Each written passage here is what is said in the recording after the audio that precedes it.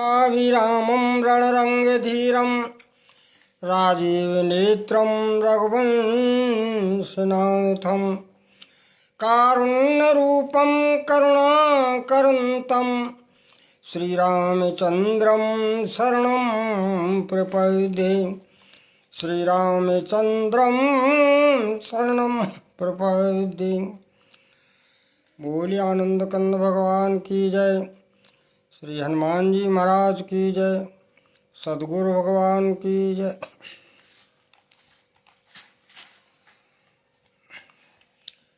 भगवान का ये वचन है। नारद जी से राम जी कहते हैं कि सुन मुनि तोय कहूँ सरोसा, वो जो भज मोय तजे सकल भरोसा। सुकारं सदा तिनकी रखवारी, उज्जम बालिकन राख में तारी। जिम बालिकन राख में तारी। स्वयं श्री राम जी कहते हैं कि हे नारद, जो बालक की तरह मेरे आश्रय हो जाता है, जैसे बालक माँ के आश्रय रहता है, संपूर्ण आश्रयों को छोड़ करके जो एक मेरी शरण में आ जाता है, तो भगवान कहते हैं उसी तरह उसकी रक्षा करते हैं जैसे माता एक गोद के शुष्क बालक की रक्षा करती, क्योंकि वो उसके ऊपर निर्भर है। तो इक्ष्वाकु वंश में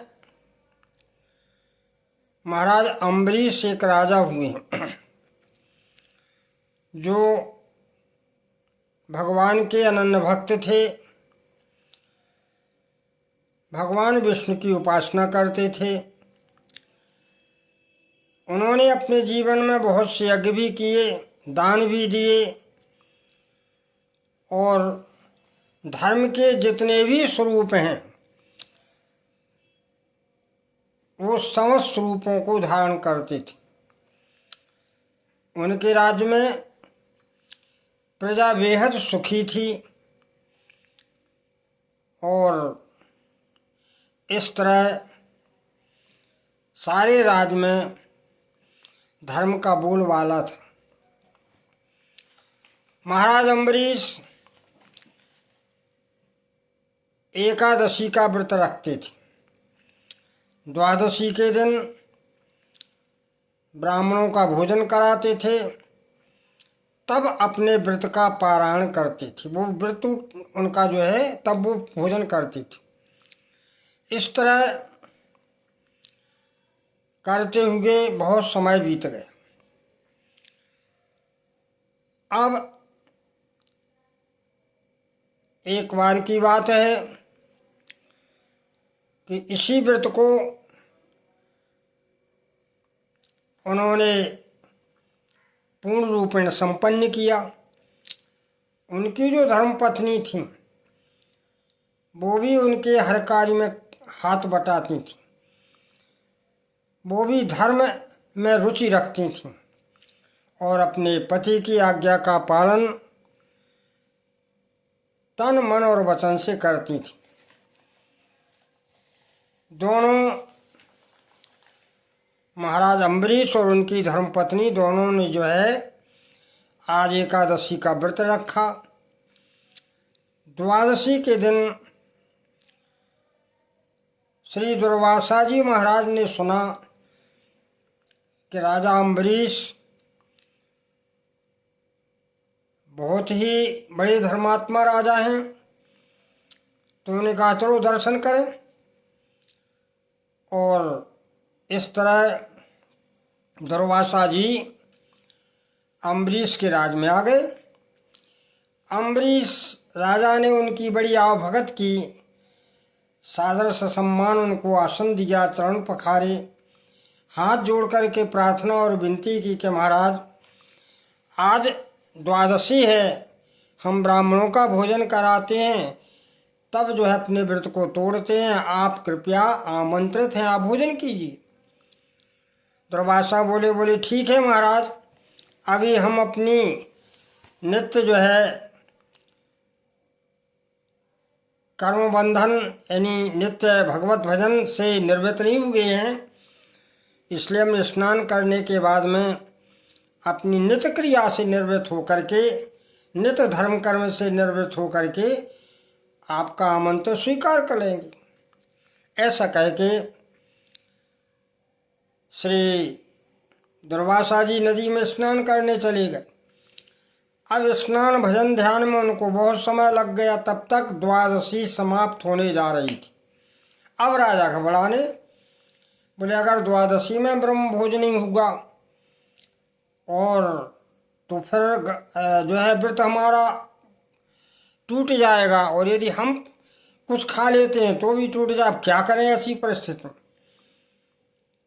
तो उन्होंने जो विद्वान ब्राह्मण थे, पंडित थे, उनको बुलवाया, कहा महाराज ऐसी परिस्थिति में हमें हमारा धर्म रह जाए और द्वादशी का भी हमारा व्रत न टूटे, हमें बताओ क्या करें। क्योंकि दुर्वासा जी आमंत्रित हैं, वो भी आए नहीं। तब उन विद्वानों ने कहा कि महाराज आप भगवान का चरणामृत पान कर लीजिए, क्योंकि जल के पीने से व्रत टूट भी जाता है और नहीं भी टूटता है, दोनों है उसमें। इसलिए आपका जो व्रत है वो खंडित नहीं होगा। तो विद्वानों की अनुमति से महाराज अम्बरीश ने भगवान के श्री पावन चरणों का चरणामृत पान कर लिया। अब इसके बाद में क्या हुआ कि महाराज दुर्वासा जी आते हैं। दुर्वासा जी ने अपने ज्ञान बल से जान लिया तो बड़े क्रोधित हो गए कि मैं भूखा बैठा रहा, मुझे आमंत्रित भी किया और तूने जो है जलपान कर लिया, मैं तुझे श्राप देता। महाराज अम्बरीश हाथ जोड़ करके कुछ कहना भी चाहते लेकिन सुनने वाले नहीं। और महात्मा दुर्वासा तो इतने क्रोधित हो गए, इतने क्रोधित हो गए कि उन्होंने अपने सिर की जटा का एक बाल उखाड़ा, पृथ्वी पर दे पटका। पृथ्वी के पटकने मार से उसमें एक कृत्या नाम की राक्षसी पैदा हो गई और उसे आदेश दे दिया कि पाखंडी राजा को खा लो, ये धर्म का ढोंग करता है अधर्मी। तो जब ऐसा आदेश मिला तो वो कृत्या नाम की जो राक्षसी थी, बड़ी भयानक स्वरूप की थी, वो महाराज अम्बरीश के ऊपर टूट पड़ी। अम्बरीश तो नेत्र मीजे भगवान का चिंतन कर रहे थे, हाथ जोड़े हुए कि भगवान अब क्या करें, आप ही जानो।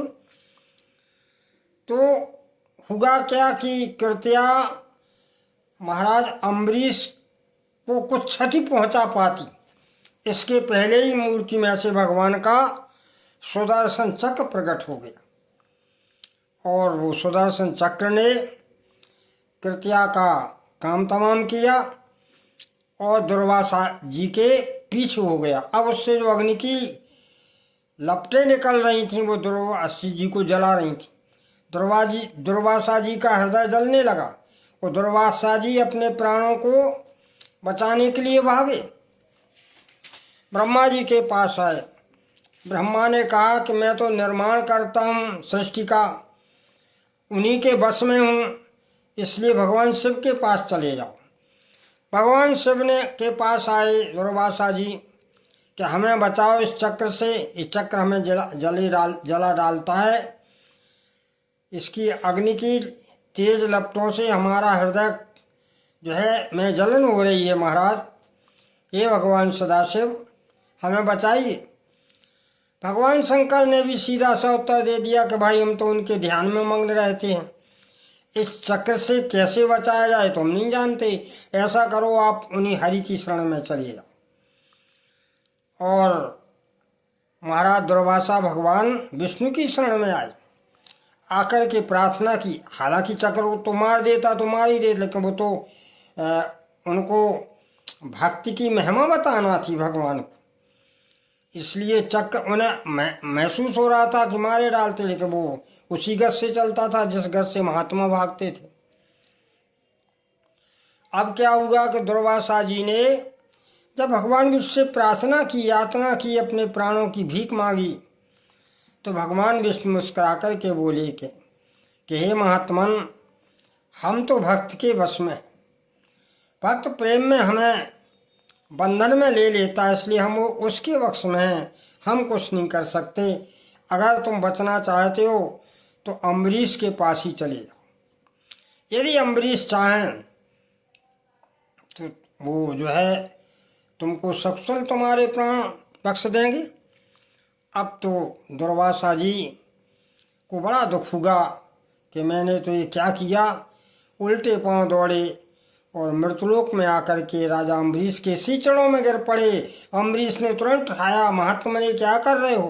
बोले राजन, वो देखो ये चक्र से शांत कराइए, हमारे प्राणों के पीछे पड़ा है। तब महाराज अम्बरीश ने सुदर्शन चक्र की स्तुति की। हे सुदर्शन महाराज, आप अग्नि स्वरूप हैं, आप धर्म हैं, आप सत्य की वाणी हैं, आप परम पुरुष परमात्मा की परम तेज हैं।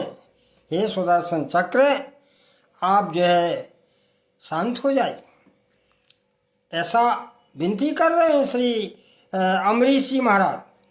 बोले अधर्म का आचरण करने वालों को भस्म करने के लिए आप साक्षात अग्नि हैं। उनके लिए आप साक्षात अग्नि हैं, आपकी गत मन के वेग से भी आगे। हे भगवान, मैं आपको नमन करता हूँ, बार बार नमस्कार करता हूँ। आप जो है शांत हो जाइए प्रभु। हे सुदर्शन चक्र, आप शांत हो जाइए। हे हरि के श्री कर कमलों में रहने वाले सुदर्शन, आप शांत हो जाइए। ऐसा श्री अम्बरीश जी महाराज प्रार्थना कर रहे हैं और कहते हैं कि हे सुदर्शन चक्र, आप पर कोई विजय नहीं पा सकता, आप तो जो है अजय हैं, आप पर कोई कैसे विजय पा सकता है।